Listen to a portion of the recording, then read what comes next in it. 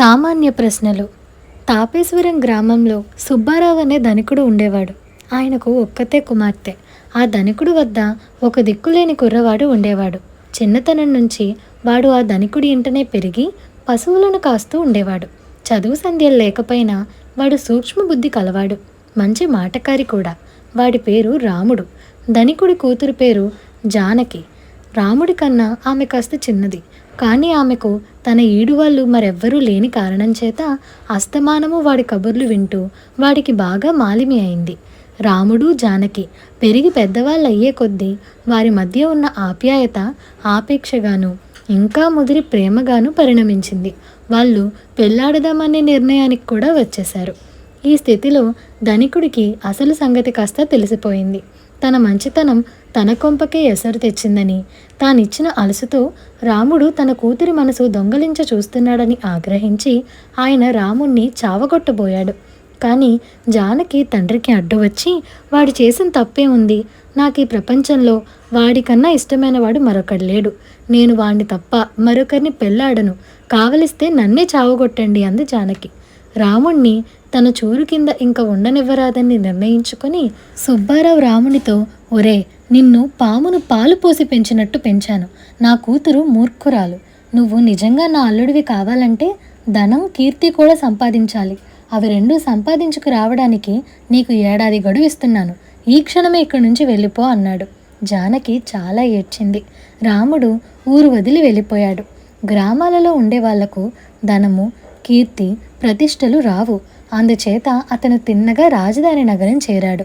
రాముడు రాజధాని చేరేసరికి అక్కడ పండిత సభలు జరుగుతున్నాయి. రాజుగారు ఏటా 3 రోజుల పాటు పండిత పరిషత్ సభలు, పోటీలు జరిపి ఆ పోటీలలో అందరినీ మించిన వారికి గొప్ప సన్మానము, సత్కారము చేస్తారు. వాటికి అందరూ రావచ్చు. ఈ ఏడు ఒక వింత జరిగింది. సభ 3 రోజుల నుంచి జరుగుతున్నప్పటికీ ఏ పండితుడు మరొక పండితుణ్ణి ఓడించటం అన్నది జరగలేదు. సాయంకాలం లోపల ఎవరో ఒకరు విజయం సాధించాలి. రాజుగారు ఎంత ప్రోత్సహించినా పండితుల పస అయిపోయినట్టు కనిపించింది. వారు వేసే ప్రశ్నలు రాను రాను నీరసంగా పరిణమించి చివరికి అయ్యేపోయాయి.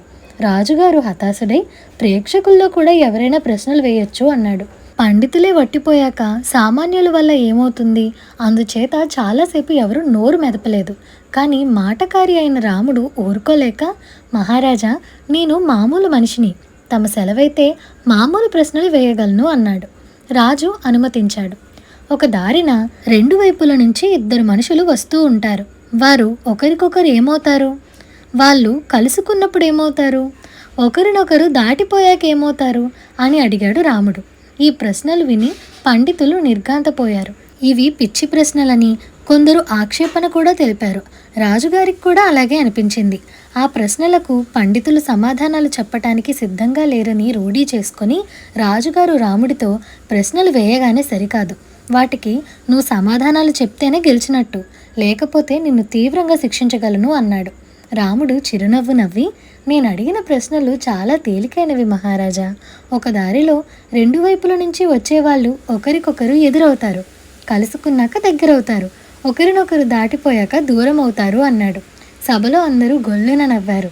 రాజుగారు రాముడి సహజ యుక్తికి సంతోషించి ఆ ఏడు పండిత పరిషత్తులో వాడికి విజయం చేకూరినట్టు ప్రకటించి వాడికి సన్మానము, సత్కారము చేసి పంపారు.